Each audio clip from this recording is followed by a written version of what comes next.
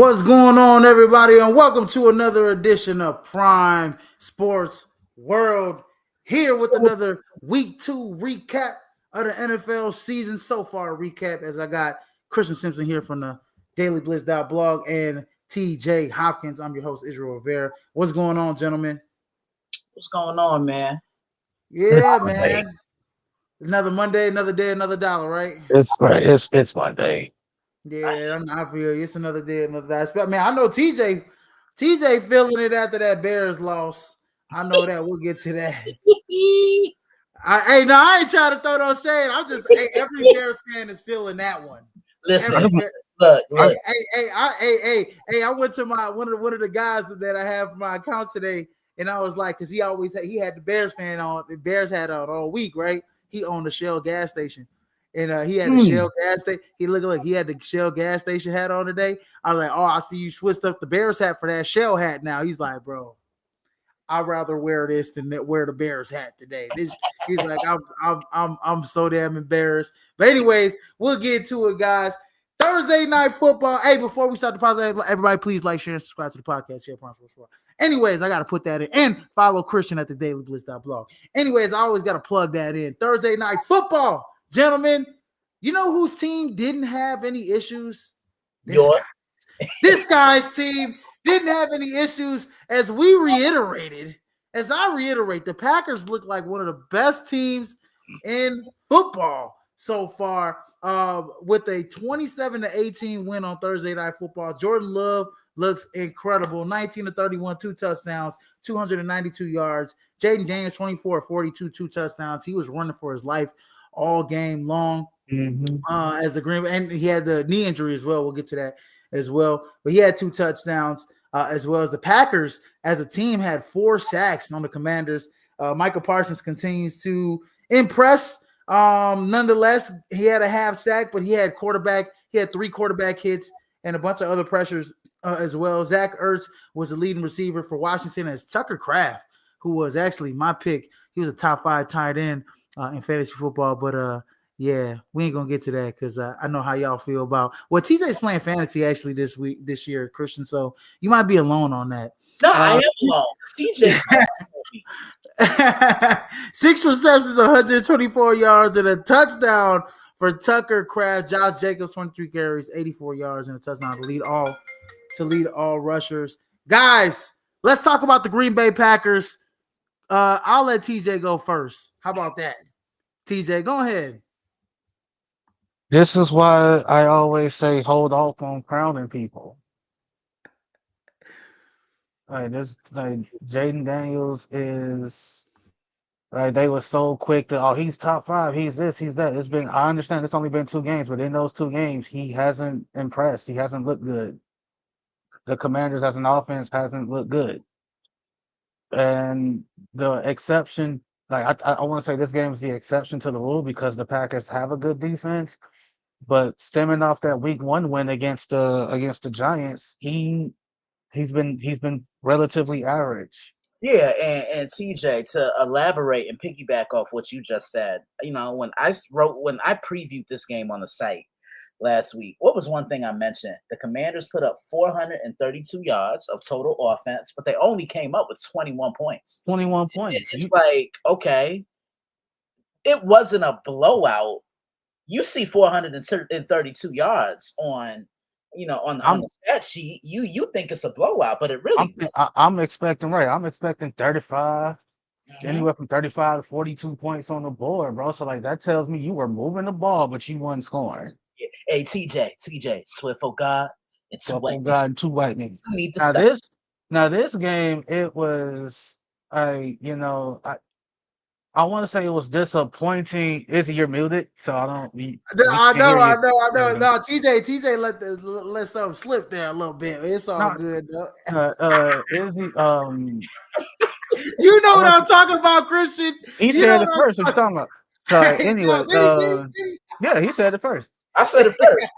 Oh, you did. I want to say that's this that New game York was, coming out of you. Yeah, I want to say this. I want to say this game was disappointing in the results of the QB duel aspect. I was kind of expecting like both QBs to match. Because I'm not finna sit here and act like the Commanders defense is something to be like, like to slouch like they some bums over there. Like, no, they got after Jordan Love. They got after Jordan Love too. Like they did what they could. But They after, had 2 sacks, right, but after a while, four it's like, hits. damn, bro. Like can the offense help out? Can we can we push back? Can we get this? Can we get that? And no, like I've again, it's been 2 games right now. If someone said if someone has the Packers in the Super Bowl off of these first 2 games, you can't judge them. You can't be like you can't look at them like they crazy because like it's been 8 quarters of football for them. They've given up 3 touchdowns. Yeah, they've been looking pretty damn. The one thing I will say, one knock on them, I will say though, is they against better teams. Well, I can't say that because they played against the Lions, who put up 52 against the Bears this week, but it's the Bears though. Um, against better teams, like let's say Eagles with like better wide receivers, bigger wide receivers, we'll see how they defensive backs look, because there were some plays in the second half where like the drives were too long, especially when the Commanders kind of, they scored that when they scored them 2 touchdowns in the fourth quarter, right? Like they was able to like get down the field a little bit. They was able to complete passes. Jaden Daniels was able to stay in the pocket. So there are some lapses on this defense, in my opinion, especially in That's the cool defensive and all, but backfield. But that's cool. That's cool and all, but 3 touchdowns in 8 quarters is 3 touchdowns in 8 quarters. I know, I understand that. Like, come on, But man. I just, we can't just. We gotta find some type of negative here, TJ. We got to find some type of negative. I could see something like that, but they look dominant. They look like a top team. They look like one of the best teams in the NFL.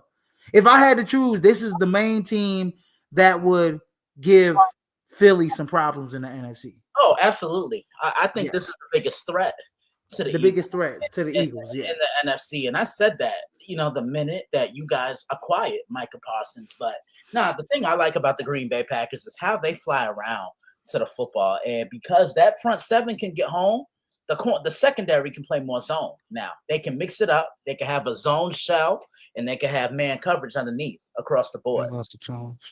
yeah, absolutely. No, that's right off the back.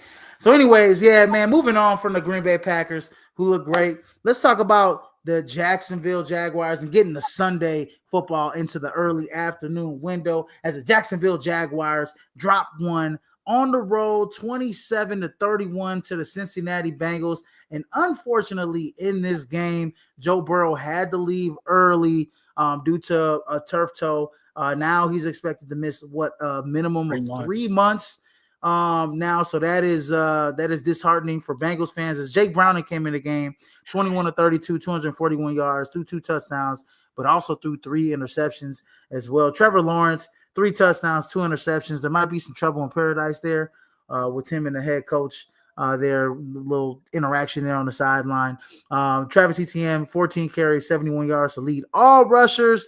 Jamar Chase had a phenomenal game, 14 catches, 165 yards, and 1 touchdown in this game as the Cincinnati Bengals defeated the Jacksonville Jaguars. And Jake Browning showed some grit, some guts, and led them down the field to get the game-winning touchdown there at the end, right there. Yeah, he did, but I knew this was going to be a tough game, and I told David and TJ this when we were picking games last Tuesday. Jacksonville just wasn't going to lay down and give them this game. Like, the Bengals were going to have to go and earn it, and it was tough. I feel so bad for Joe Burrow. Man, I'm cursed because every time I pick this guy and I predict him to win MVP, he always get hurt. I did this in 2023. He hurt his wrist. Predicted for him to win MVP this year. And now, he got turf toe. So, yeah. You said stinky toe? Yeah, He was about to. He being funny. Nah, I'm a little ignorant at times. My bad. But, the Bengals, they're 2-0.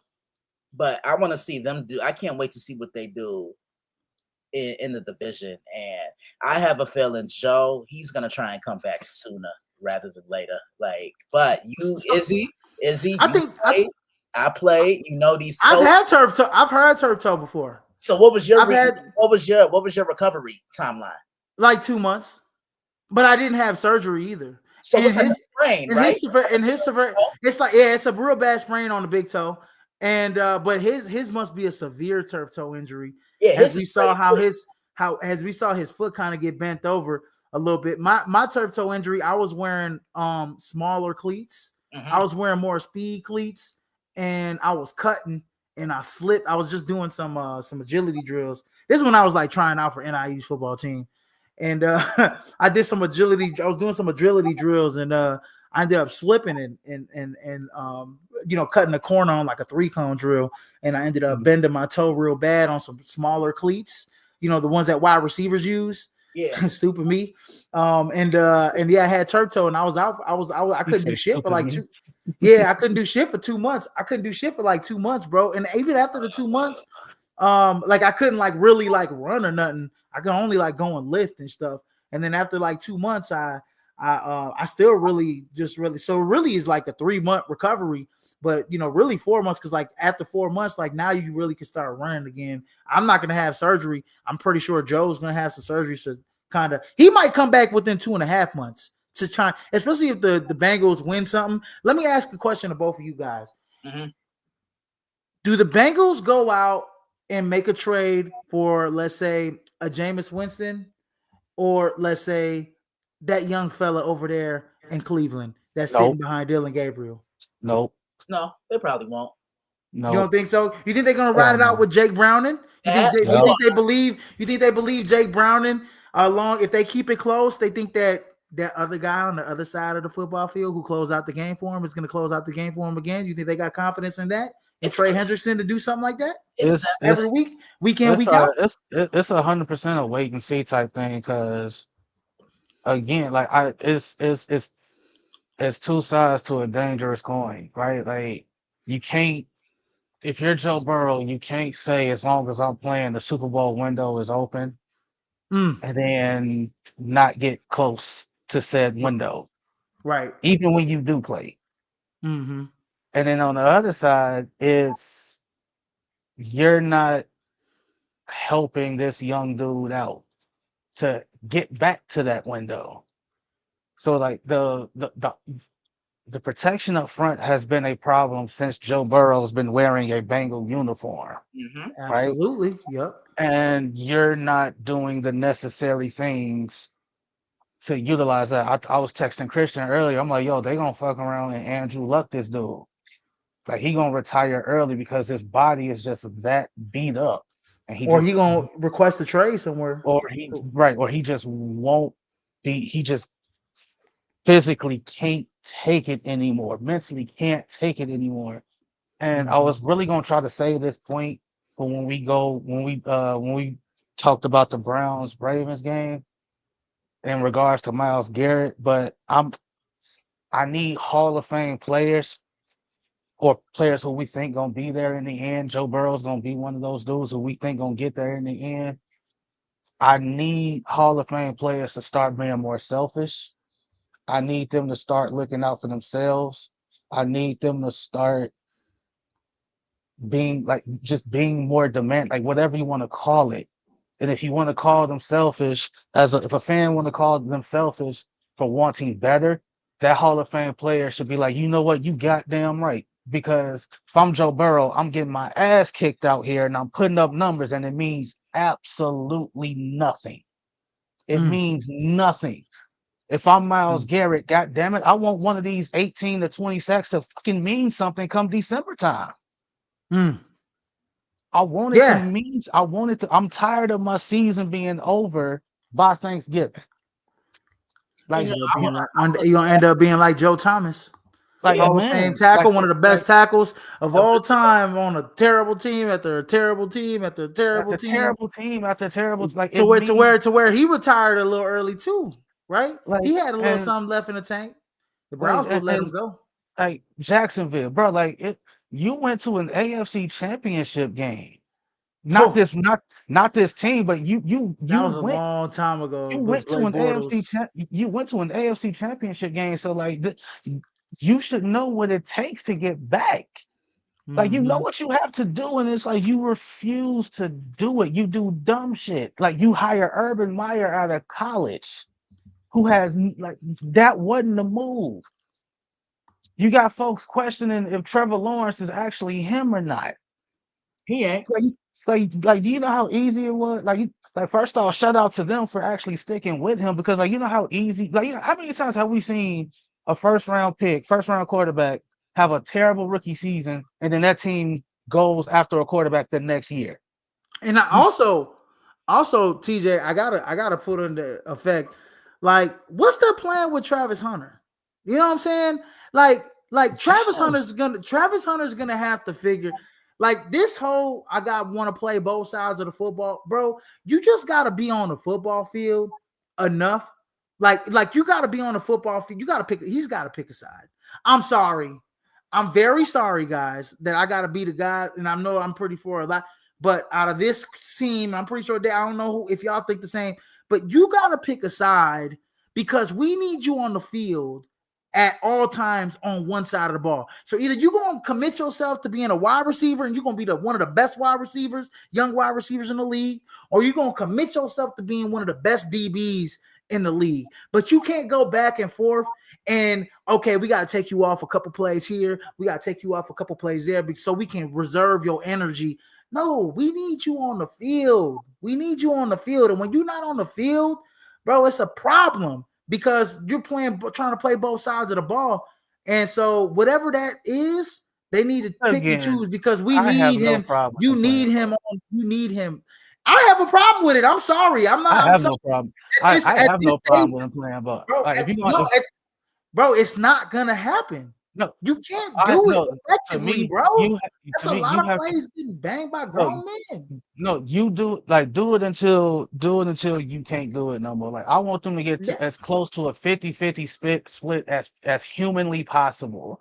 And no, I also no, and once again, I also think it depends on who they're playing. So this game right they here, had him on chasing. He got burnt in the it's get last drive. who don't I Jamar know who Chase don't get burn? burnt by Jamar Chase. Where? That's true. That's true. That's true. Who don't get burnt by Jamar Who don't Chase? get burnt That is by him? very Like, true. That is come on. very true. That is So like very this true. so this game right here, this probably should have been a game where it's probably like you probably would have leaned more defense than offense, right? Mm. Maybe. But last week it was what was that? Carolina. So that was probably closer to 50-50. He had some offensive plays, he was on defense. This one, I 100% think it matters on who they're playing that week. That's how they're gonna handle this this two-way thing. So I don't know, like I'll find out tomorrow who they play next week. That's a fair assessment. Moving on to the next. That's what Oh, they're go gonna ahead. do. Go ahead. That's No, good. I'm good. Go Moving ahead. on to the next game. Moving on to the next game. This one is for Christian. This is a special one for Christian here, as his New York Giants lose, but they put up a hell of a fight. Christian, I don't think you gave them a chance even in No, this game no, for some I reason. didn't. 37-40. Hold on, Christian. Let me get to it. The numbers 40, 30, or 41 for Russell. Well, hold on. No, Christian, go ahead. Go You ahead. say it right. First name Russell. Last name Last name Wilson. So 3 we still do touchdowns and we 1 still do interception. that after that interception he threw? Listen,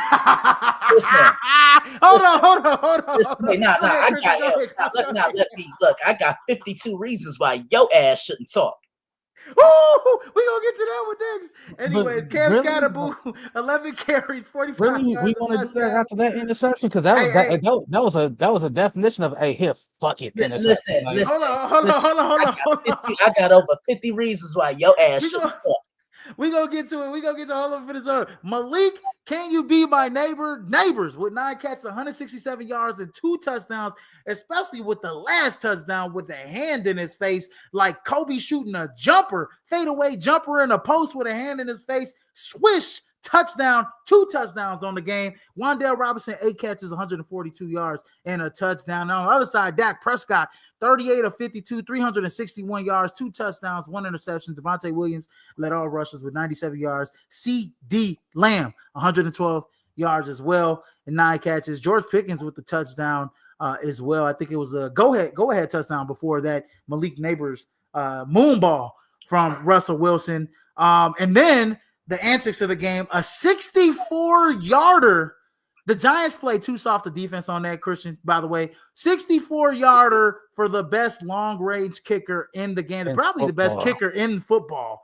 Brandon Aubrey nails one, then he nails a 46-yarder in overtime to win the game after the interception that TJ was just talking about for Russell Wilson. This where Dave need to hop his ass on, because he was ready to kill the Cowboys in the group chat talking about his survivor pick. Guys, 51 points scored combined in the second half. 41 combined points in the fourth quarter. Christian, I'll let you have the floor. Go ahead. Yeah, this is the most energy and effort and intensity I think I've seen the Giants play with in quite some time. You know, they've lacked leadership at the most important position, because I'll tell you right now, if Daniel Jones or any other quarterback is playing in this game yesterday, it's an L by like I say 20 points, TJ. You know, but yeah, you gotta give credit. And honestly, I think this is the way Dallas is gonna have to play this year. You guys want to hear something funny? I got a cousin that's a Cowboy fan. And I trolled him yesterday. I'm like, man, y'all have no pass rush. Where was Micah? And he just hung up on me after I said that. But what a game. This is probably the best game of the day yesterday. You got to give Dallas credit. They fought, and Dak Prescott, he made key throw after key throw when his team needed it. He put the team on his back and said, look, you know, just follow me. I'll get us to where we need to be. Okay. Well, he said he got 52 reasons why I can't say nothing. I got 450 reasons why that shit don't matter. Okay. Okay. I got 450 reasons why that shit means absolutely nothing. Whatever he says to me, hey, 450 reasons why it's in one ear and out the other. Bro, CJ said when you go low, I go to hell. I go to hell. Hey, when it, hey, 400, but real talk. Can you imagine? Can you imagine throwing for 450 and losing? I'm not even trying to be. I'm not trying to be funny. I'm not trying. I'm like, that's a serious. Like, can you imagine having the game of your career at this stage in your career, and not coming out on top? I tell you, Jerry Jones is about to rip his hair out. What they kept panning back to the box, and you just see Jerry he went from white pale to red as hell after that Malik Neighbors touchdown. He was like, Dak better do something, because I'm paying his ass a lot of money to do something. All right, so like my takeaway from this game for both teams. Again, like, well, if you love the new NFL, this was the game for you. If you're I want to say I ain't gonna say purist, because that's almost like boomer type shit, like get off my lawn type shit. Right. Like the lack of running for both teams is visibly concerning. And to Christian's point of this is how Dallas is gonna have to probably play games. That's a dangerous way to play games. Yeah, it is to be in a track meet every day. Because if every game is a track meet, if every game is a shootout, all you like, bro, if you're a defense, all you need is Dak to fuck up 1 or 2 times, and you mess up, like you have him mess up 1 or 2 times, and you capitalize off of those, you win. That's game. That's game, set, match. Like, bro, like it's. First off, way to bounce back, like, because after that last touchdown, and they took the lead, and they took that, they took the lead to get Brandon Aubrey with, hey, like, what a blessing it is. Hey, man, just get me to 65, and we good. Get me, like, get me to the point where it's a 65-yard field goal, and we gonna, and we that shit could have went 70. That shit could have went 70. Let's all be real. Think about That what shit you could have just went said, bro. 70. Think about what you just. He smoked that joint, bro. And you Like, know, this year this year they can use those kicking balls now. So like yeah, they can before use a you couldn't different use ball them. to Now kick. they can use the kicking balls that are a little different from the regular game balls. And so he's super extra He, comfortable with that so one. like, so like, if you're the Giants, obviously, all right. So obviously, like, I think what's going to happen with their run game is what we kind of all expected. Cam Scatterable is probably going to be featured back, and I just like to see them. I like to see them feature Tyrone Tracy a little bit more though. yeah. Because So he's a like, little bit more. well, I no, think yeah, he's a little more explosive. Especially like he used to be a former wide receiver. in some Other than that, capacity, yeah, in some capacity, that's gonna be the two, and like, yeah, and sprinkle Devin Singletary. Not to say Devin Singletary is a bum or anything like that, but in some way, shape, or form, that's going to be the RB rotation. 41-21. That can't happen. So like all that means, like all that tells me is because you don't have a run game, when you had to lead, you couldn't run out the clock. hey, and did you guys see Christian? Did you see that one play? I forget who the.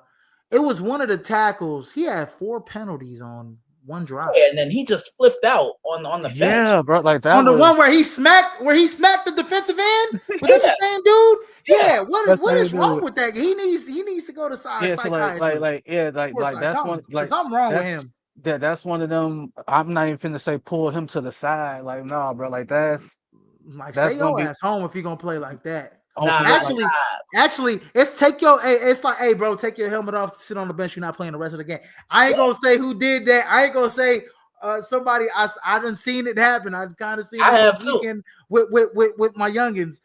so It was mid third quarter. Coach like, hey, take your hey, get off the field, get off the field. Take your helmet off right now. You don't even want to play to a 10-year-old. I said, Nah, damn, these look. mothers need to do this to the grown folks. Listen, Yeah. we always talk about where someone needs to go. Y'all remember that episode of the Steve Harvey show when Auntie Pearl came in? That's where he hmm needs to go. Mm-hmm. Yeah. so Yes, like sir.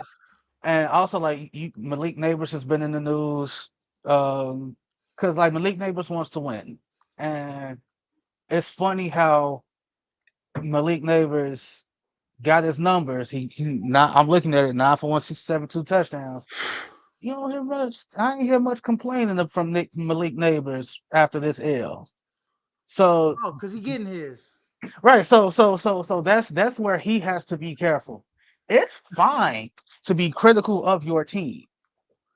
That's fine, but like you can't like if you're gonna be critical around the clock. Don't just be critical because you losing and you ain't getting yours. Because now it looks like you don't really care about.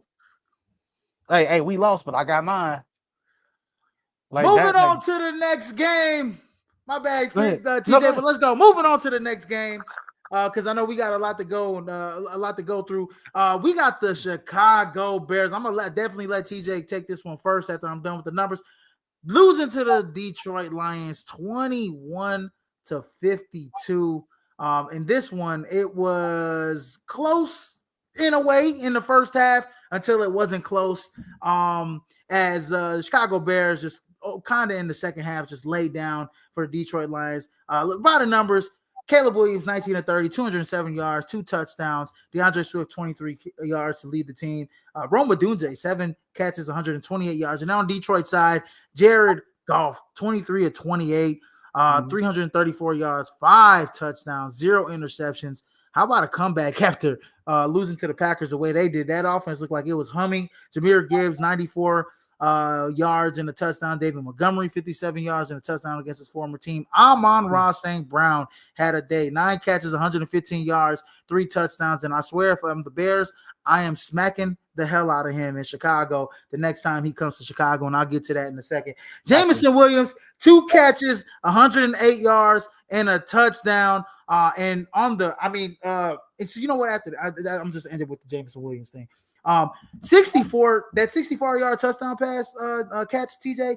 I don't even think the Bears even tried. I seriously don't even think they tried. I don't even think they even wanted to try at that point. Like, you just like he was. How did he get even that wide open, 20 yards down the field, and like y'all jogging. Like that is like clip that to put for Ben Johnson to put up. Like if I ever see this type of effort again, I swear I'm pulling all of y'all. Like that was just a lack of effort, a lack of heart, and it's like Detroit imposed they will on Chicago. Right there is all it is what it is. They did impose they will. The one takeaway that I want to take away from Chicago is I do like the connection between Caleb Williams and Rome Odunze. That is actually encouraging right there. Because in my opinion, I don't think Caleb didn't play necessarily bad. Like people are saying, you can stop. People Right, are saying. you can stop Go right ahead, there. go You can ahead. stop right there. Okay. So everybody wants to blame Caleb. Caleb don't play defense. Caleb didn't give up 52 points. Right? So to end the so we got a referee blunder at the end of the first half. Because Buddy caught that ball. It was a beautiful ass catch, by the way. And he got ruled inbound. He got ruled out of bounds. David's talking about, well, they did this. And it was like, no, they admittedly, like the broadcast said, they messed up. He shouldn't have been ruled out of bounds. So because the refs messed up, that gave the Lions an extra 6 seconds to do what they did. So instead of going into the halftime 21-14, you go down 28-14, and you get the ball at a half, and then you come out, and then you come 3 and out of halftime. Ben Johnson was asked about that last touchdown they scored, and he like, did you feel like Ben Johnson? Did you feel like Dan Campbell ran up the score? And his response is exactly what people want it to be. It's, what do you expect him to do? Would you not score right there if that was you? Mm-hmm. Would you not like personally? You take it as an insult if he don't run it up. Like either way, it's insulting. You lost by 31. And to the people saying Ryan Poles needs to be fired, Izzy, you were one of them. I was one of them. I remember Packer fans wanting Brian Gutekunst fired because we did want him fired. I remember when I remember that. Like that he kept drafting these defensive players in the first round. We need to get Aaron Rodgers some weapons. Now y'all love him. Ain't it funny how that shit worked? It is. It is. I feel like this. Okay, the only reason I say that is because how much better did he make the roster around in Chicago, on defense? How much better? This is why players and part of the reason why players don't like coming to Chicago outside of like part of the dysfunction is the Chicago media because they do not help. They don't help the cause at all. So so Chicago media gets on here and tells Ryan Poles to stop drafting projects. Dumbass, every draft pick is a project. Even the first rounders. I'm trading DJ Moore for something though. I got to. Every draft pick is a project. Also, Ben Johnson came in and said this was going to be a process. This is Caleb Williams' 4th offense in 2 years. Yeah, it is. No, you got a point. You got a point. So and they brought this point up on First Take, like after the week 1 loss to Minnesota. I think it was Damian Woody. Imagine having to learn a new language 4 different times.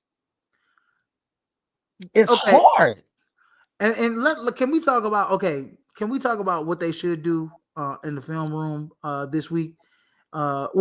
Leading up to the next game, that if they when they play the Detroit Lions at home, what they need to do is they need to take them clips. Amon-Ra St. Brown rubbing it in, faking like he got an injury, celebrating all kinds of crazy and all this other shit. And they need to say, "Hey, goddamn it, you need to have some pride." And anytime he touches the ball, make him feel it. That's the big one.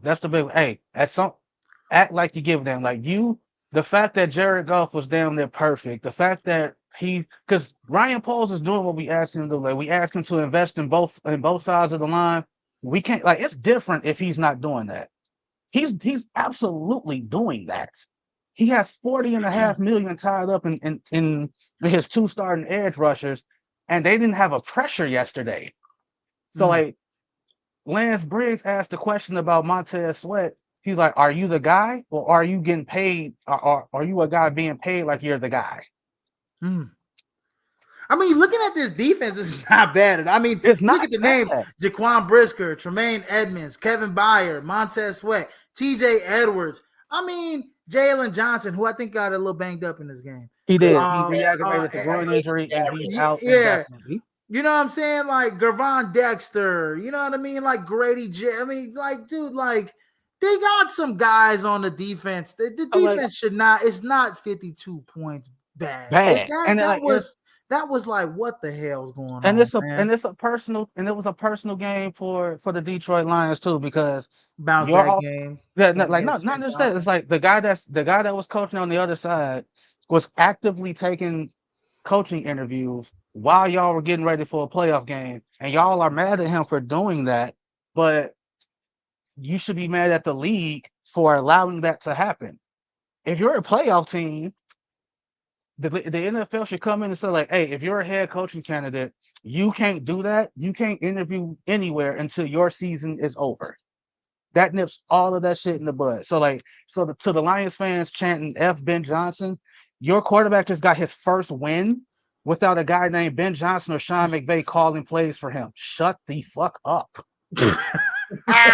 We ain't got no bleep button, so it's all good. We don't care. This podcast ain't for kids no more, anyways. It's for everybody of It all never ages. was. It never was for kids. So if you're the Bears, once again, it's gonna be a project. It's gonna be a project. It's fine. It's 2 games. Y'all want to hit the panic button on 2 games and be like, Caleb Williams ain't the guy. The guy y'all said would have made some throws he missed. He went 3 for 11, had 27 yards yesterday. We'll get to him. Christian, your thoughts on this? Look, y'all summed it up. Eyes over here. He said he just let TJ for let's just like this was a segment for TJ to vent on some real stuff, because TJ is the most diehard, one of the most diehard, and all my family I'm a realist too. Like, was I expecting them to go from 5-12 to Super Bowl this year? No, wasn't expecting that at all. And especially, well, I want to say this you're idiots. Yeah, well, and another thing I want to say this is that before the Micah Parsons trade, there was some questions about Green Bay, right? And there were always questions about Minnesota.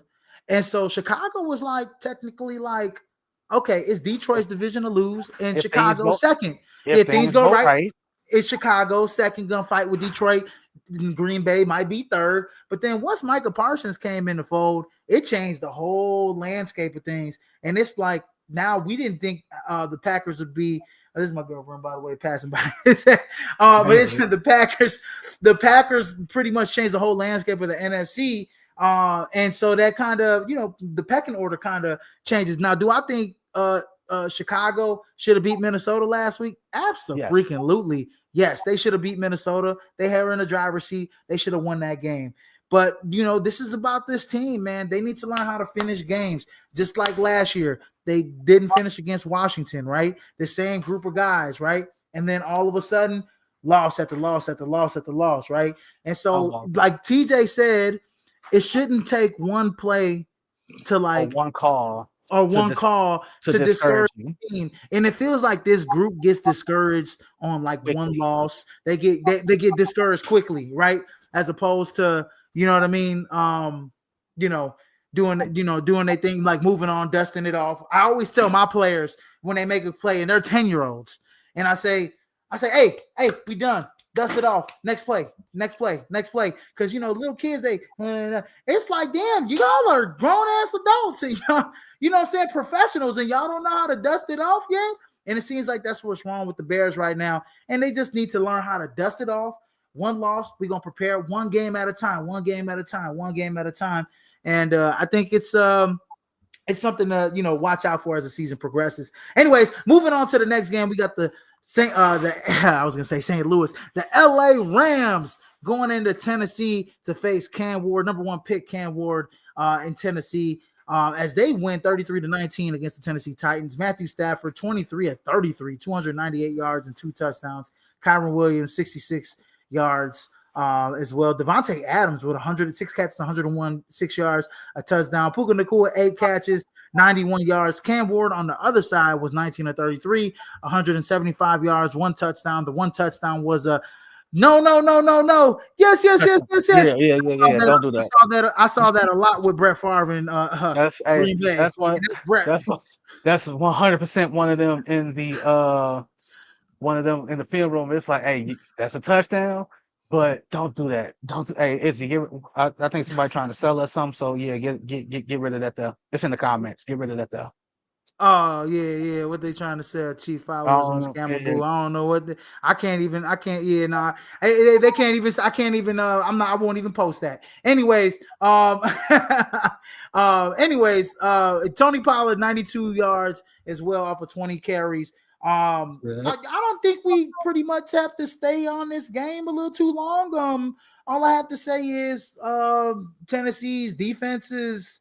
They make plays, and I mean, I really don't have nothing much to say about this game. Y'all got anything to say about this game? I expected the LA Rams to go in there and win. The LA Rams look good offensively. I think for Tennessee, they're just going to be a better version of what they were last year. Like they're not going to be number one pick bad. I don't think. I don't hope. But they're just going to be a better version of what they were last year. Cam Ward is going to be fine. The defense is going to be fine. I just think like it's what you see with young teams with young quarterbacks. Like the defense can be it's going to be a bend but don't break defense. But eventually, the longer they're on the field, they're going to break. Hey, yeah, and the thing is about Cam Ward, and I'm pretty sure Christian alluded to this. We saw this a lot at Miami. All of that, because that play that he made to Elick Iomanner, who, by the way, I actually loved at Stanford.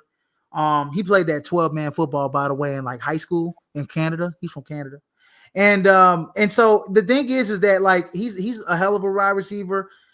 Cam Ward's a hell of a player, but holding on to the football and making those kind of plays, sometimes you're just gonna have to be cool with just making a check down play, because he did a lot of that at Miami. That was one of them plays he could have easily took a 20-yard loss and took him out of field goal range, or interception, throwing away all the way across his body across the field. That's a no. So I think about this season for Tennessee is just like a learning experience, right? It's like the growth of Cam Ward. That's pretty much all it is, because we know they ain't going nowhere. And we know the AFC South is either the Texans right now. It's a 3-team thing now. It's Texas, Jags, Colts. All of a sudden have a revelation. Christian, you got anything to say about this game? Moving on to the next game, we got the Patriots going into Miami, and they came out with a victory. This is a bit of a high-scoring game, 33-27. Drake May 19 of 23, only 4 incompletions played. Man, Drake May looks great. 230 yards, 2 touchdowns through the air. He also had 31 catches for 31 yards for a touchdown, rushing as well. Ramondre Stevenson was the leading receiver, 88 yards. And on the other side, you got Tua Tagovailoa, 315 yards passing, 2 touchdowns. Devon Achane had 30 yards, but he had 92 yards receiving. Tyreek Hill crossed the century mark for 109 yards. Jalen Waddle had a touchdown. Devon Achane had a touchdown. I guess this was I guess the real story is, and by the way, this had a crazy turn of events at like the 7-minute mark, where it was what was it? Malik Washington had a touchdown right off the punt return, and then Antonio Gibson the next play had a kick return for a touchdown. He actually had 6 returns for 171 yards, 28.5 on average. So right now, how bad is Miami? Because now it seems like on all 3 phases of the game, they suck. I said it last week. You might just have to fire everybody. Yeah. Because when they made the moves they made, right? You hire him, you hire Mike McDaniel after firing Brian Flores. So Tua's already there. So you literally hire Mike McDaniel for Tua's sake. You trade for Tyreek Hill, you draft Jalen Waddle, draft Devon A-Chain, you trade for Bradley Chubb, and damn, we're thinking like, hey, they finna be, they finna be on something. They finna like the true track team. They finna run teams out, da da da da, woo woo. Then it comes to find out y'all can't play when the temperature drop below 40 degrees. It's terrible. And Christian, while Izzy's handling what he has to handle, would you say the the demoralizer point came in this game absolutely came after uh that punt return touchdown? Because to score a touchdown on the punt return and then to give up a kick return touchdown on the very next play, that has to be like heartbreaking. Yeah, it definitely was because that's when I knew New England had the game. Like, man, Miami couldn't keep their foot on the gas. You see what I'm saying?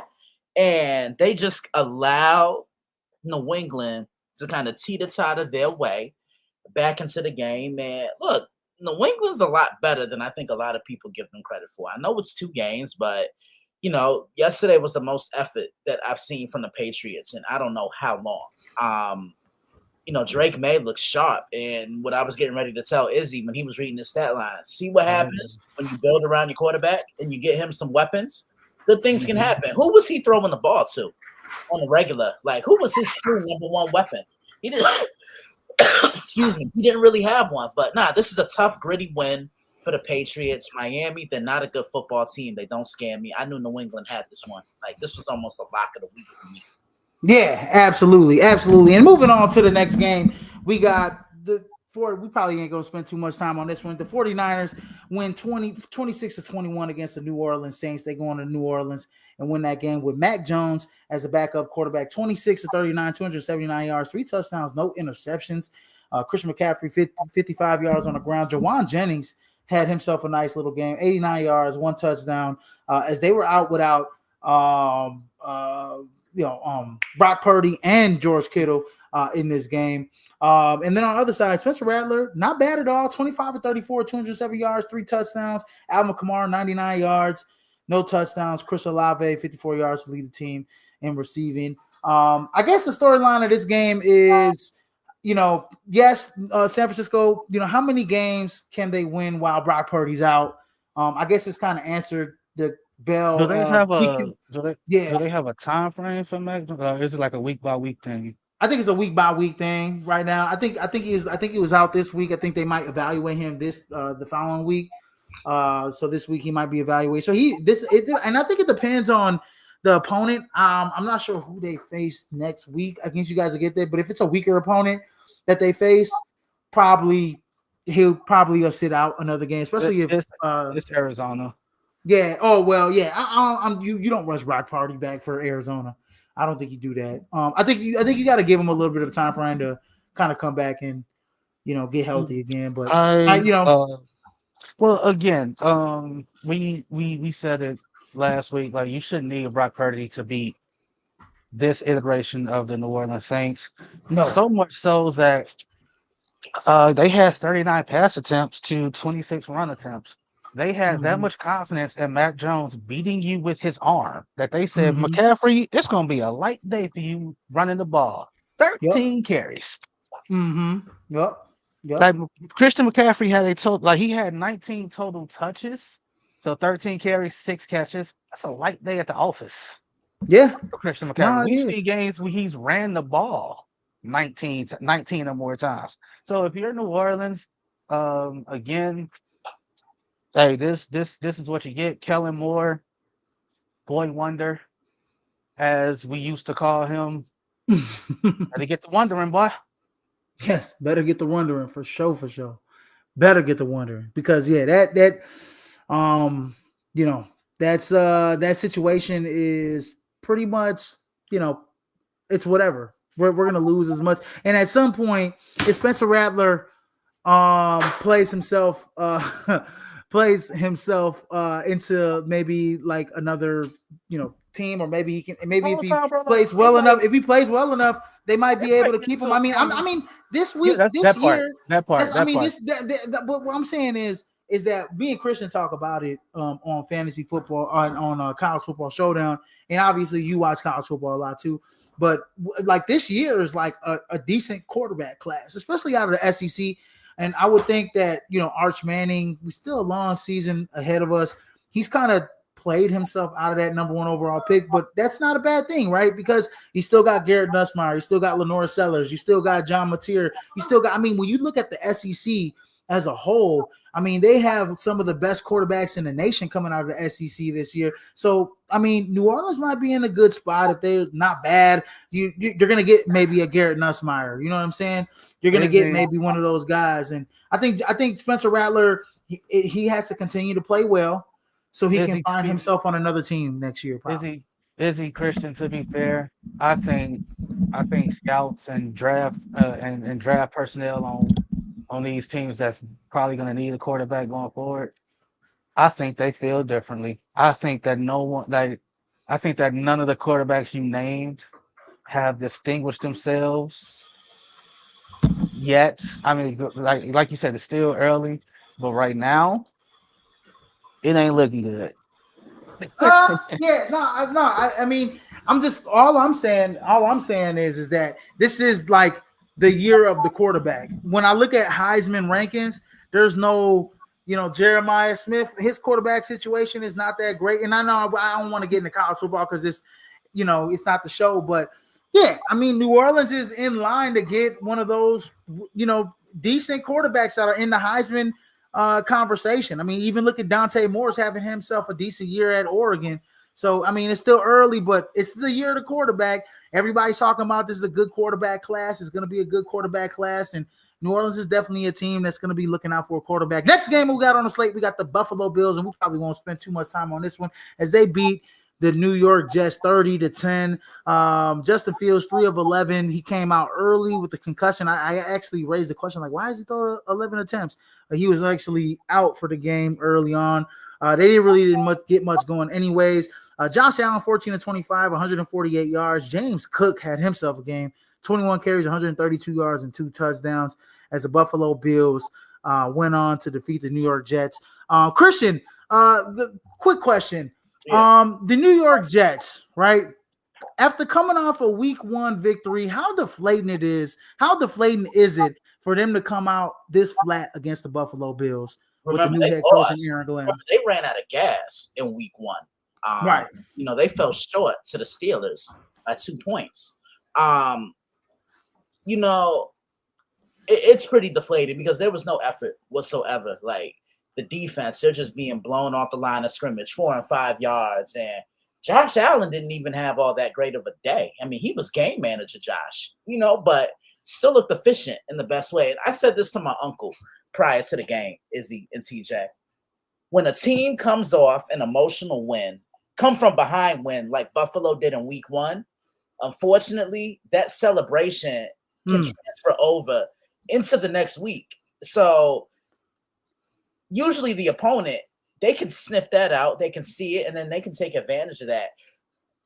And my message to Buffalo in that locker room would have been, look, we won that game last week. We had to come from behind. We used a lot of gas. We used a lot of energy, a lot of effort, and a lot of time to come back and win this game. But we got to come into this one like we're the underdog. Let's go in there and let's take it. And that's exactly what they did. Buffalo set the tone, and the Jets could never recover. The Jets pretty much, they waved the white flag by mid-third quarter. Yeah. No, I agree. So Izzy, to your earlier point, Justin Fields didn't leave early. Justin Fields got taken out with that concussion of 12:03 left in the fourth quarter. So it was 30-3. Oh, yeah. Oh, holy shit. I thought it was earlier in the game. I thought because I was like 11 attempts. He's only 3 of 11 and he got a concussion. I'm like, man, I thought it was a lot earlier, but it was in the fourth quarter. Okay. I'm not trying to kick a man while he's down, because no one rolled for Justin Fields harder than I did on this podcast. I was 100% saying, like, hey, it ain't all on him. He's not does he have things to work on? Absolutely. But was he the main problem when he was here in Chicago? No. That being said, what you saw Sunday, the 3-4-11, is exactly why he's not here anymore. Point And, blank period. and I Well, was well, well, well, well. I will say this though, that whole team was that whole team came out flat. I mean, Flat. It was that whole team nasty. they That came was out flat, nasty, and bro. that's why I brought up the question. Like after a week one performance where they put It's up some points against the Pittsburgh Steelers, where Justin Fields did look great.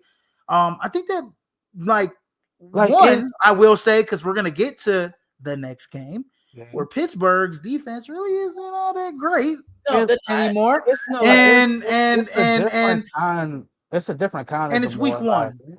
It's a Yeah. different kind. It's a different kind of demoralizing because it's like, hey, like we done all been at the park, right? We done all been hooping at the park, and we running ones or playing a 32 at the park, and we done all had that moment where, hey, where we just where we doing everything like, hey, we winning the ones, we winning the 32, and then that one person come in who you know was just a little bit better than you, and then all of a sudden them shots that you was hitting that was falling earlier ain't Mm-hmm. falling no more.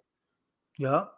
So if you're the New York Jets and Buffalo come in and it's like, hey, riding that high last week, we gonna try to replicate that, and then it's almost like it's like you beating everybody, then your big brother come in and say, nah, G, you ain't, hey, that may work on them, that Mm-hmm. shit ain't working on me.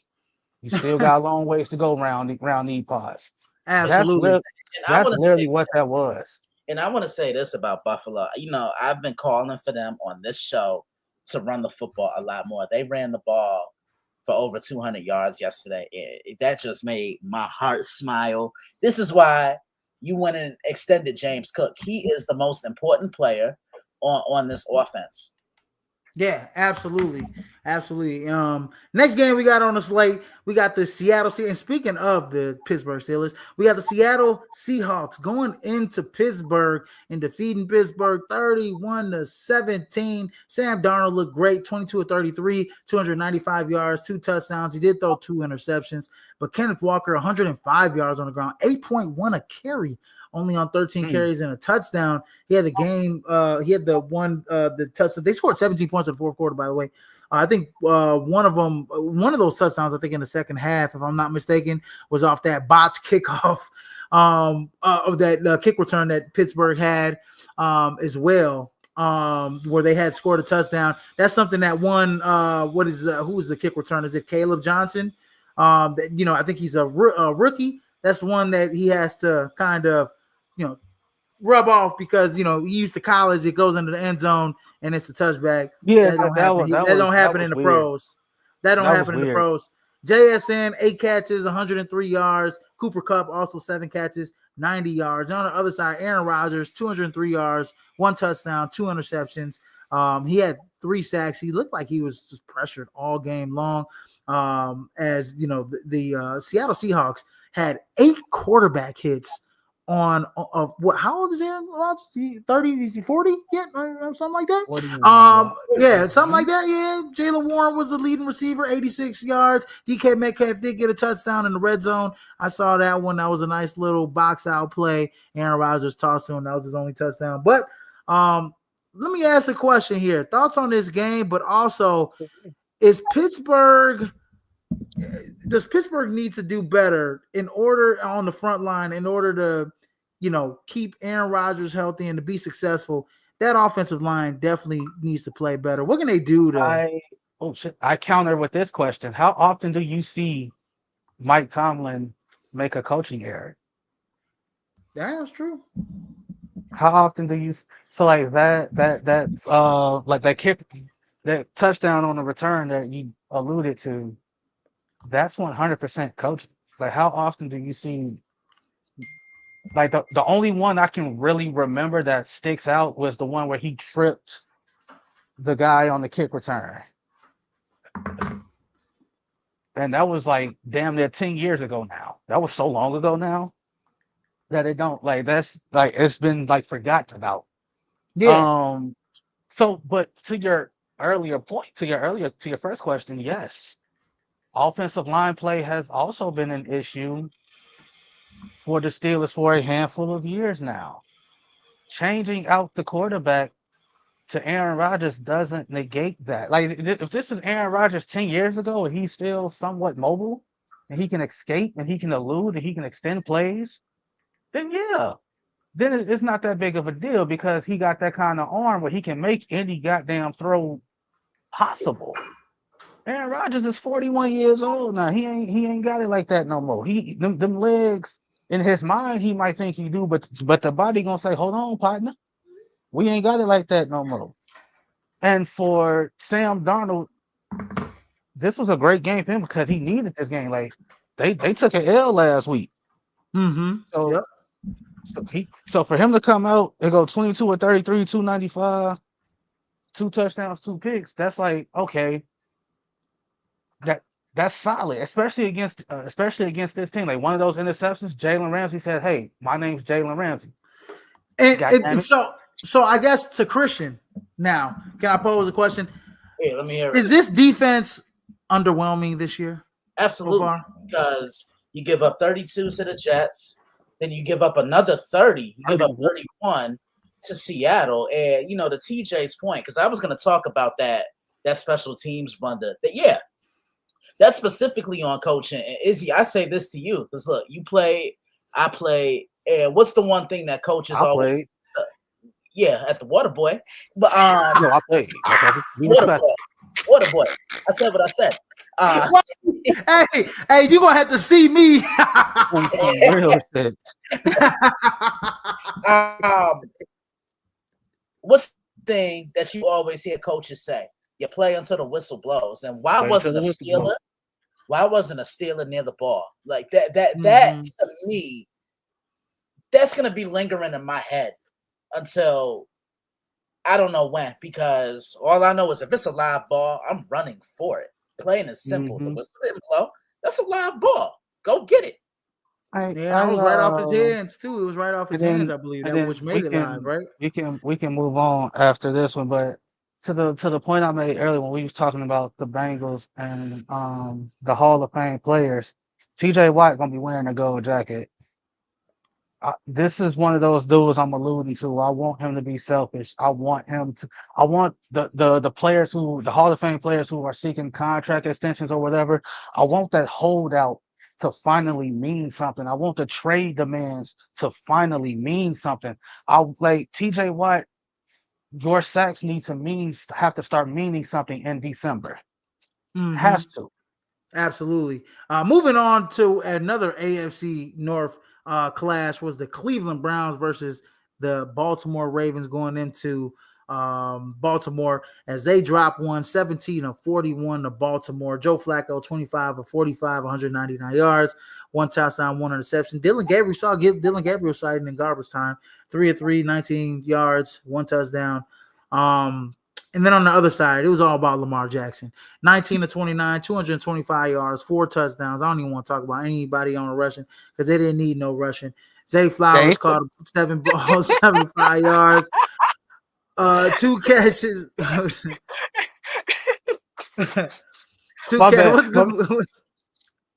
2 catches, 64 yards, and a touchdown for DeAndre. DeAndre Hopkins had 2 amazing catches in this game. Devontae Walker had 2 touchdowns. Tylan Wallace had a touchdown. I don't think there's much to be said. After that loss against Buffalo, Baltimore came out, handled business, and dominated like they should have been. Any thoughts on this game, guys? Yeah, the point you made about when we again back to Cincinnati, when you brought up should they trade for a certain young man in Cleveland, that young man is stuck. He's in a lose-lose situation, a true lose-lose, because 1, he's not playing. 2, he's not getting reps in practice.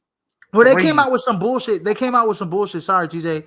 They said to get him extra reps, they're actually going an extra round in practice to get him extra reps with like the third stringers or something, second and third strings, which makes no sense to me. And 3, if they trade him, you already know the media is going to spin that as him being a brat and him demanding a trade versus the team just saying, just trading him.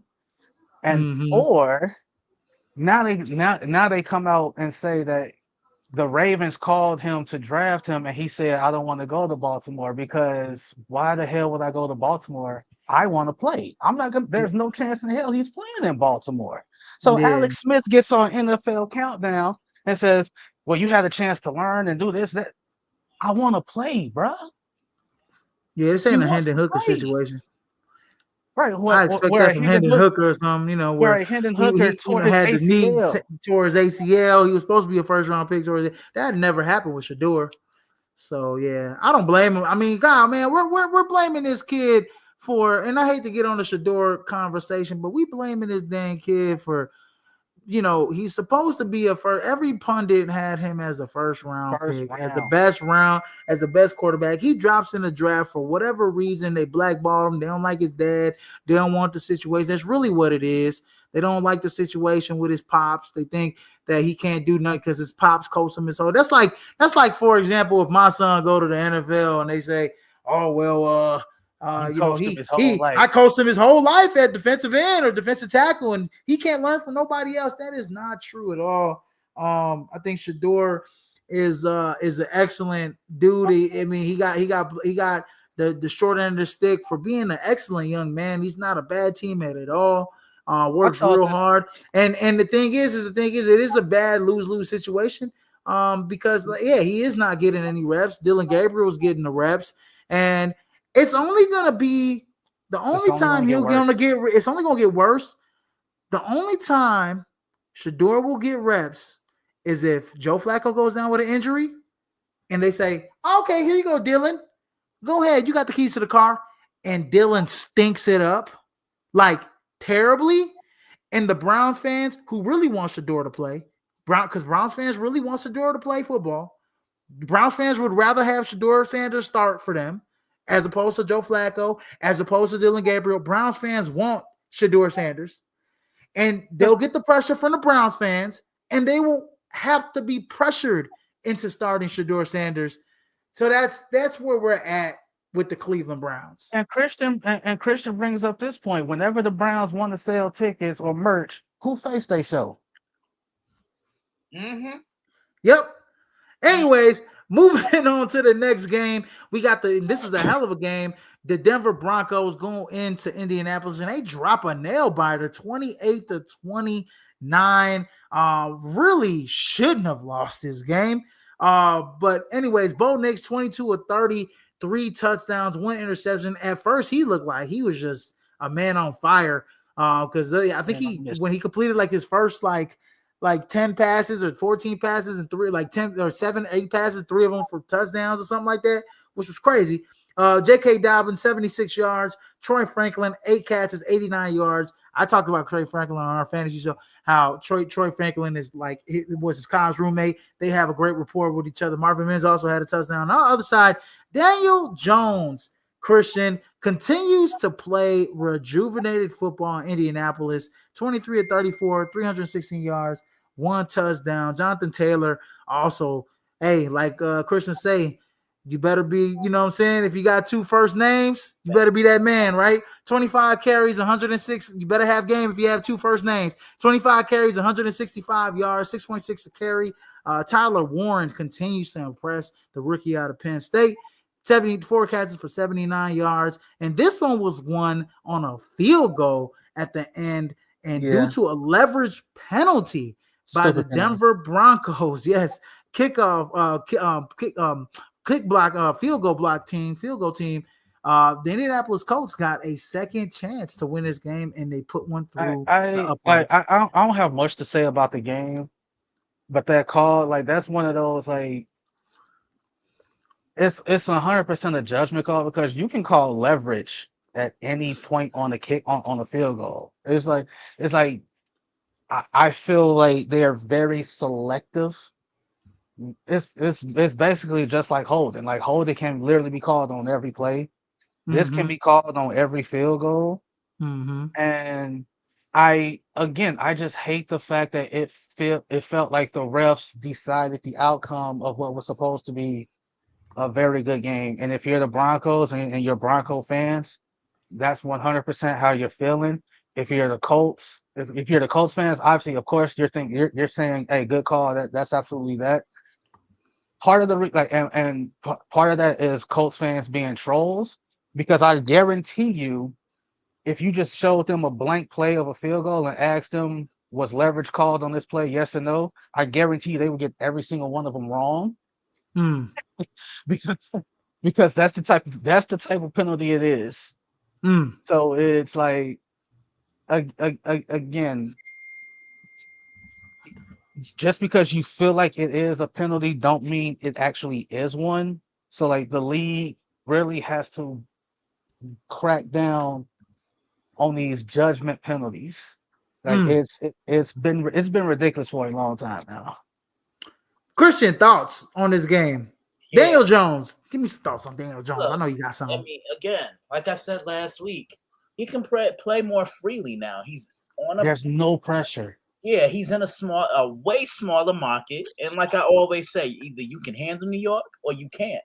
And he obviously couldn't, because he had to try to play quarterback and then worry about what the media was saying about him. Now he can just simply focus on being a quarterback, plain and simple. But the Colts, they're a gritty football team. I mean, they're showing a lot of life, and I can guarantee you, if Anthony Richardson is the starting quarterback for the Colts, they're 0-2 right now. But they're 2-0, and Denver, man, what a way to lose the game. Because first, that kid missed the kick.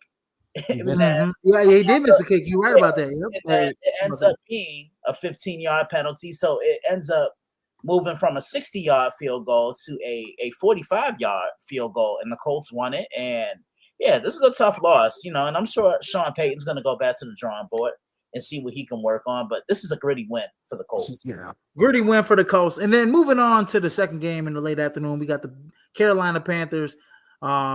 Actually, this is the Arizona Cardinals going into Carolina, if I'm not mistaken. Or was it the other way No, around? Oh, no, Arizona. Oh, the Carolina went into Arizona. Yeah, so this was a home game for Arizona, 22-27 as Jay dropped one. Well, they had a little bit of a furious comeback there in the fourth quarter, scoring 13 points. They also the odds were stacked against them, but they also got an onside kick to kind of, get that ball back and possibly win the game. Bryce Young, 35 of 55. That is something you don't want to do. 328 yards, 3 touchdowns, 1 interception, though. He looked a lot. He bounced back in this one, though. Tech McMillan, 6 catches, 100 yards. Yep. First 100-yard game. Yep, for the rookie. On the other side, Kyler Murray, 17-25, 220 yards, 1 touchdown, 1 interception. Trey McBride was the leading receiver for them, 78 yards. Thoughts on this game, if there are any?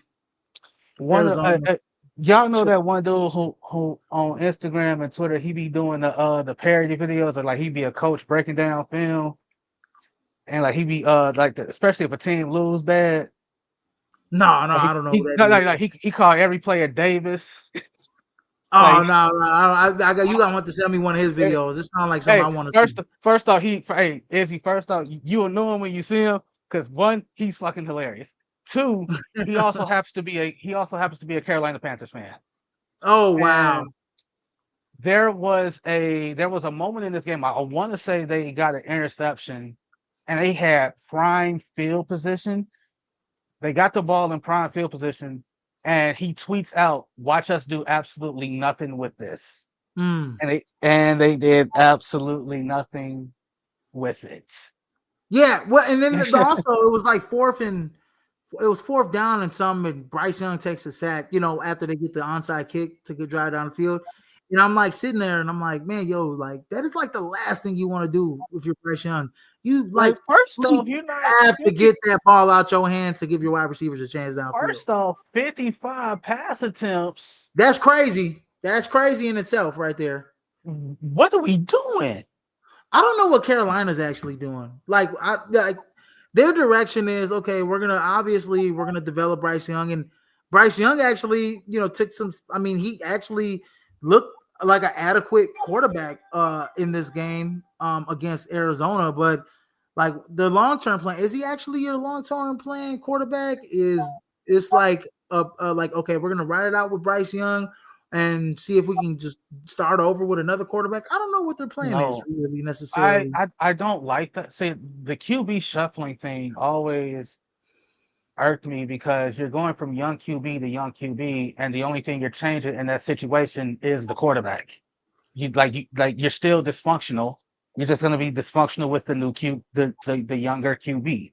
So that was kind of like my point in Jacksonville. Like shout out to them for sticking with Trevor Lawrence because they could have easily moved off of him after his first year. You go to the playoffs his second year, and then you go back down to earth his third year. Like after that third year, they could have easily been like, "Hey, this guy ain't it."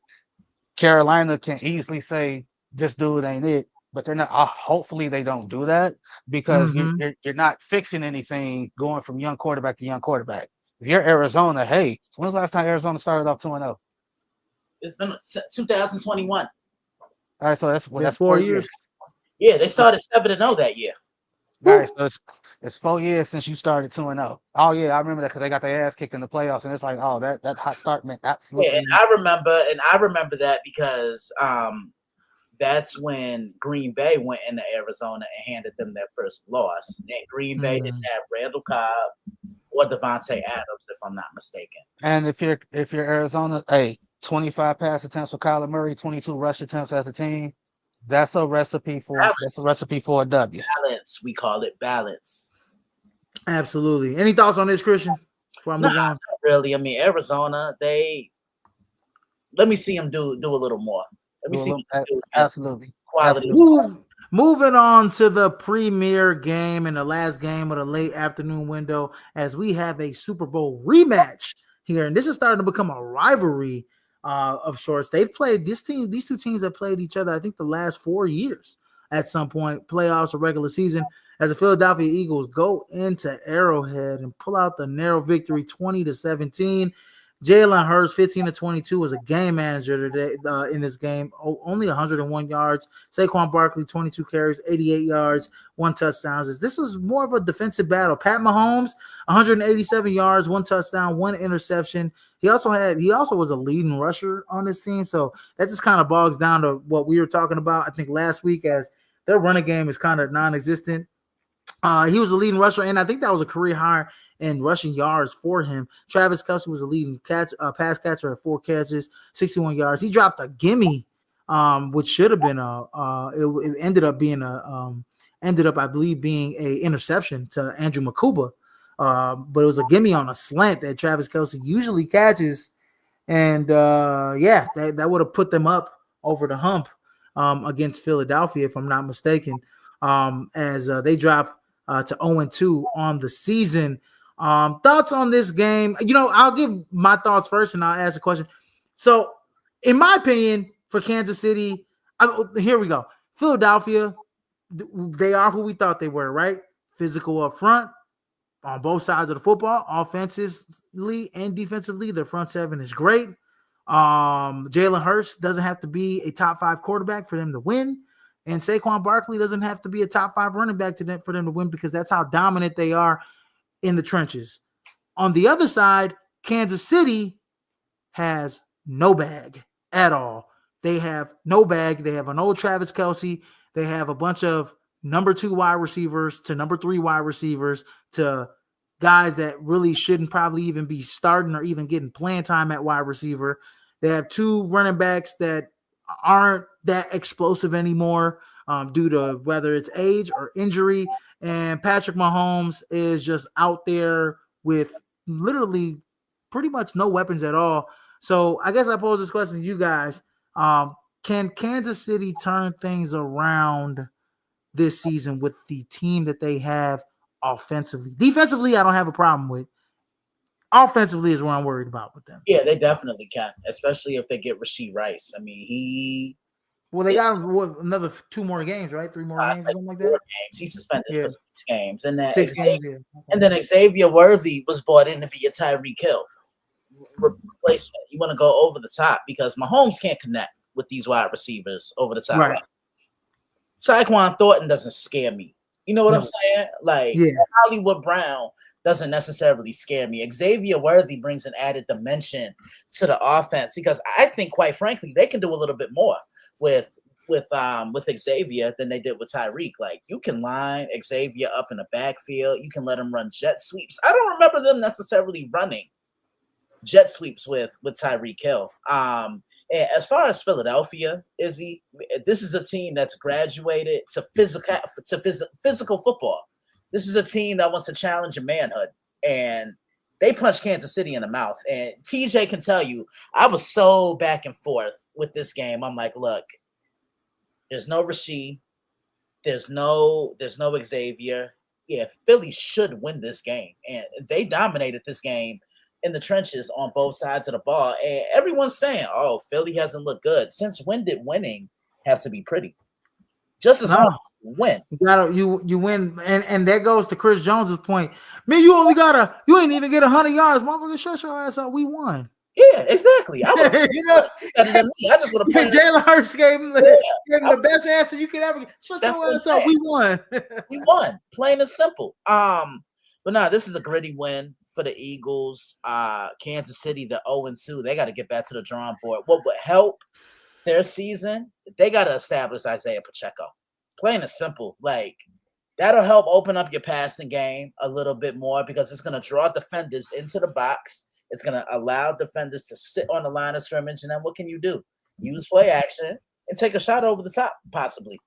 Honestly, I think with Kansas City, and I'll let TJ go, I think coming up against New York, that's a good game for them because that's going to get them on track, right? Because then you got to go, you come back home and you go against Baltimore, right? Which is going to be a very hard game, but you need that one game where you're going to get back on track offensively and defensively. I think they're fine, but offensively, I think they need that game to where they're going to get back on track offensively. I just think that this team up front isn't what it used to be in the past.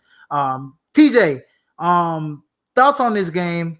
And you know what? I guess I'll pose a question to you about Philly. Are they the most physically imposing team in the NFL? I want to chime in on that after TJ. To your earlier point, this game can be summed up with the trash talk between Chris Jones and Jalen Hurts. You don't even have 100 yards. Hey, we won. Shut up. That pretty much sums it up right there. But are they the most physically imposing team? Yeah. I mean, again, I still think Jalen Carter should have been suspended for this game. I have a strong dislike for how the NFL handled that situation. Talking about because he got ejected before he technically played a down. Therefore, that serves as his ejection. I mean, his suspension. No, that's horrible. That is absolutely horrible. That being said, if you're Kansas City, to Christian's point, yeah, you're a different team when you can run the damn ball. Establish Isaiah Pacheco. The fact that you're not doing that, is kind of sad. And also, no one's gonna have sympathy for it. No, like not a single soul. So, like that DC Young Fly quote when he was on Cam Newton's podcast when he said, "Hey, it get hot in that kitchen, dog, and everything might not work. Yeah, but you still got to cook." Yes, sir. And folks gonna be coming with plates out. And everybody got to eat. Everybody got to eat. You still got to cook in that kitchen. I want to say this about the Eagles. Look at the difference when Jalen Carter is on the field compared to when he's not. Plain and simple. Yes, let me explain. Jalen Carter is that piece in the middle that can command a lot of double teams and triple teams.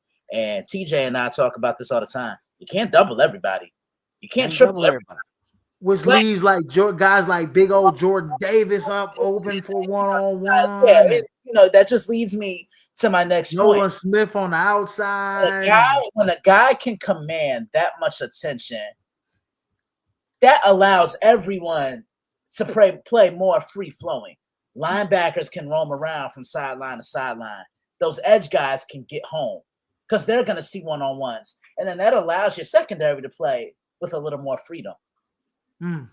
Yeah, absolutely. And in this game, Philadelphia had 10 quarterback hits on Patrick Mahomes. Yeah, 10 I'm telling you, to only three. If Jalen doesn't play in this game, I don't think they had that many quarterback hits. Again, he's No, amazing. they only had Kansas City only had three. Philly had 10 on Pat. So that just kind of goes back to this offensive line is just not as good as it was in years past. They're either getting older. I know they did some little Or they shuffling, gone.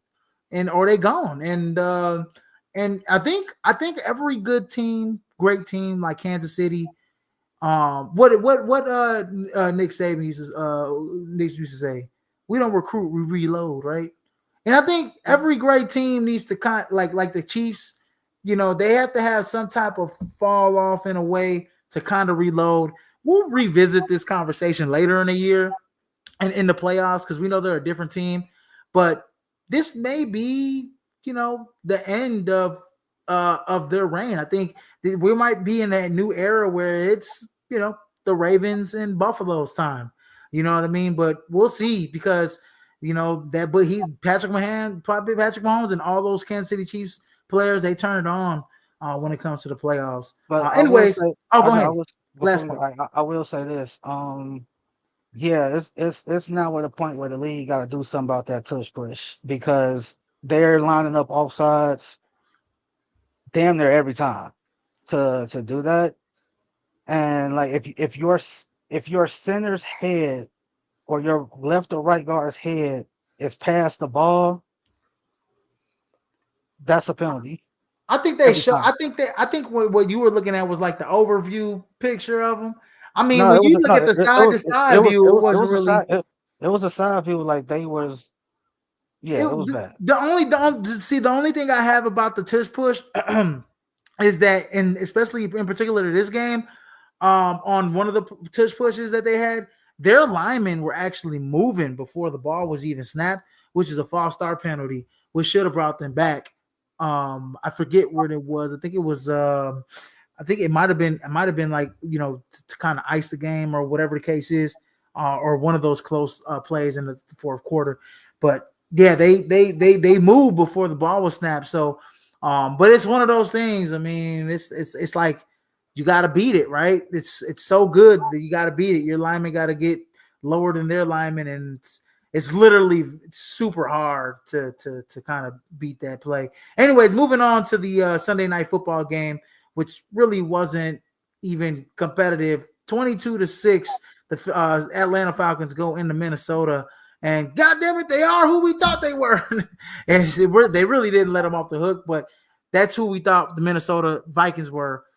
Because look, Chicago probably should have beat them, but Atlanta actually did beat them and and it was actually, you saw full 4 quarters of JJ McCarthy looking like a rookie, essentially a rookie quarterback.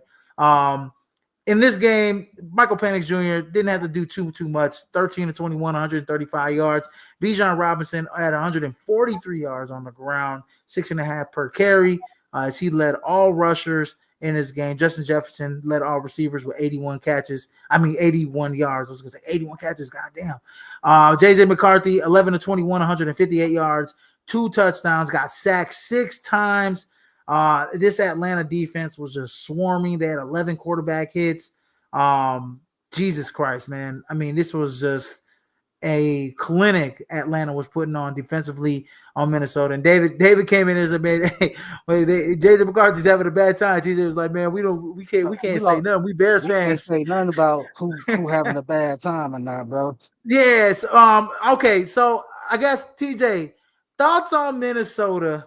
JJ McCarthy obviously is their guy. They can't go back. But are they kind of regretting the decision to let Sam Darnold walk in free agency and give JJ McCarthy the reins to this team? But again, I said it last week. You don't feel like you don't do that if you didn't feel comfortable with JJ McCarthy taking over. Mm. Obviously, like you felt that way, and JJ McCarthy is here. But once again, this is why I say slow down on crowning folks because a week ago, it's JJ McCarthy has arrived. JJ McCarthy proved he belonged. He this, he that. He was NFC Offensive Player of the Week with 143 passing yards. Hey, TJ. Also, he fumbled the ball 3 times and lost one of them. Just throwing that Fumbled out. the ball 3 times, lost one. So I just gotta ask now. Obviously, now next week might be different, but this week, is he still him? Has he still arrived? He was hot ass garbage. Because Just the because defensively, defensively, like hey, like somebody who's him overcomes what the Falcons were throwing at him. And also, dude, you got one job when you on offense when you throwing that ball. Get the ball to number 18. Do what you so can to get the do what you can to get the ball to him. so Christian. I want to say this. JJ McCarthy. We watch a lot. You watch a lot, and TJ, you watch a lot of Michigan games too. So I say this to all of you guys. He was so good at Michigan. I know it's college. But he was so good when he had them 2 workhorse running backs running that football and he was playing off play action. Now he got that in the NFL and at the running back position. Is the lack of a running game in Minnesota actually hurting that offense in JJ McCarthy's progression this season so far? Yeah, I think it is. And the reason why I say that is because you notice when teams play the Vikings, they don't load the box because who's commanding all the attention? Jettas on the outside. Yes. Like, yo, anybody but him, as TJ always says. Nah, man, I'd be establishing Aaron Jones. Like, Aaron 5 carries only. That's crazy. Yeah, look, that's unacceptable. That's not gonna do anything. Aaron Jones can impact the game in so many ways. Look, 1, he's a phenomenal blocker. 2, he can run outside the tackles. He can run in between the tackles. And then 3, he can impact the game as a receiver. Like, man, I'd be thinking and dumping the ball to him, getting him the ball on screen passes, any way, shape, or form or capacity that I can get the football to get the football in the hands of my playmakers. And now, just the lack of play calling. Like, man, I said this on College Football Showdown, Izzy, and I think it could be said here. Like, yo, open up the playbook for your quarterback. You have to see what you're getting. You have to see what he's capable of doing. Yeah, I honestly I think that they do need to run the football more. I think you brought up a good point. You have to involve Aaron Jones a little bit more in this offense. It's almost as if Coach O'Connell is trying keeping the training wheels on JJ McCarthy, but he's trying to parade his new bike out, right? By putting the ball in his hands and let him make all decisions. You have to run the football. And Jordan Mason ain't that dude. I like Jordan Mason. He's a nice little third down running back, a nice little power back. But man, he ain't Aaron Jones. Aaron Jones needs to get that ball. He was getting 4.6 a carry. Actually got 4 yards a carry as a team. Even if that's getting JJ McCarthy out in space a little bit more on some zone reads, on stuff like that, like kind of use him how you were using Jaden Daniels a little bit, but he's not the quarterback like Sam Darnold was last year. Sam Darnold was a pro. He's a veteran. He can stay in the pocket. He's big. He's got a strong arm and all of that stuff. He was perfect for Kevin O'Connell's system. Now you kind of have to change it up with JJ McCarthy. JJ McCarthy is good with a great running game behind him. He's great off the play action.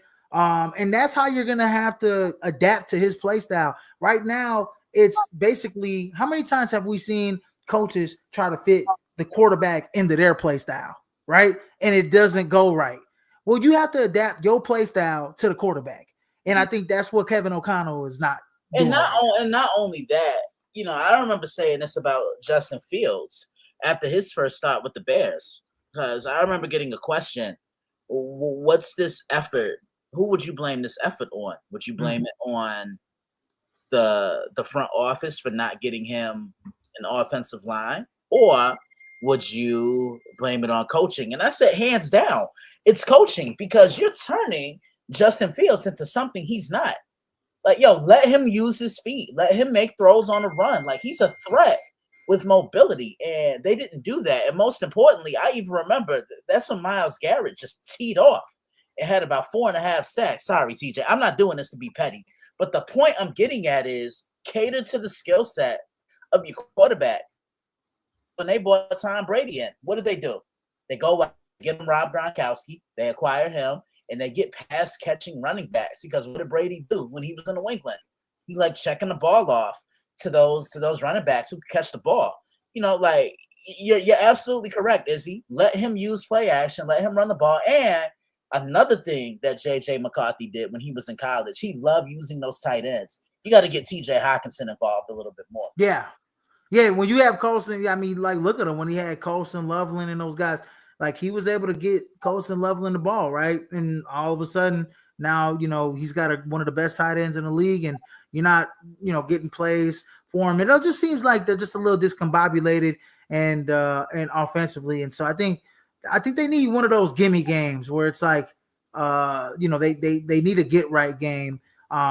And where they get like face, a weaker opponent. Maybe this is again against the Bengals next week where their defense is in a groove and they're in a groove as well. We all see Pittsburgh, that's probably the worst team to play if you're a young quarterback against Mike Tomlin's defense, especially I think it's an 8:30 game. I think it's a London game or something like that. So I think they play back-to-back games in London, right? Looks like it. Yeah, they play back-to-back games, the Browns and the Steelers. So, this is going to be a little rough, and then you play the Eagles after that. So, it's going to be a rough little stretch for J.J. McCarthy. But I think next week you have to have a get-right game against the Bengals and trying to, kind of get that offense going. Anyways, that's it for the show. The Monday Night Football, we have 2 games on the slate. One game already in the while we was talking while he was doing the podcast. The Bucs just won 20-19. Against the Texans. I don't know if you guys seen the game, but I guess you guys could break that down tomorrow with David. And then the Raiders, Chargers. Quick thoughts. Who you guys got winning that game? It's 3-3 so far, 7:57 in the first quarter. I like the Chargers in that one. I like the Chargers. If Justin Herbert can play in control like he did last week, good things are going to happen for the Chargers. They can run the ball, and most importantly, they don't need him to do too much because when he does, he presses. And when he presses, that's when mistakes happen. He messes up. Yep. Well, guys, that is a wrap. And before I get off of the show, I'm coaching football this year for my son's 10U football team. Really involved on the defense. And this week, we got another dub. We're 3-0 this week. So we got to give a shout out to the 10U Naperville Saints football team. We got another game this week against the Midwest Raiders, which we are going to dominate that game and try and be 4-0 this week. So shout out to my little guys for going out there, executing the game plan and being 3-0 on the season. We look real good this far. But anyways, guys, please like, share, and subscribe to the podcast here at Prime Sports World. As David will come back tomorrow with the review, a week 3 review show with Christian and TJ. So you guys don't want to miss that. But anyways, in case I miss you guys, have a great night, good afternoon, good evening, and good night, ladies and gentlemen. He threw that thing off the backboard, back in 02 in an all-star game in Philly, just for me to say, holla at your boy. Holla at your boy. Go have a drink or something. It's Monday night and enjoy the rest of your night watching the Raiders and the Chargers. And actually, I got the Chargers as well winning tonight as well. And then catch us the rest of the week, Wednesday. And then Friday, me and Christian will be back here on College Football Showdown to break down all the games. You guys don't want to miss that all week. Bringing the heat from Prime Sports World. Peace out, guys. Yeah, man.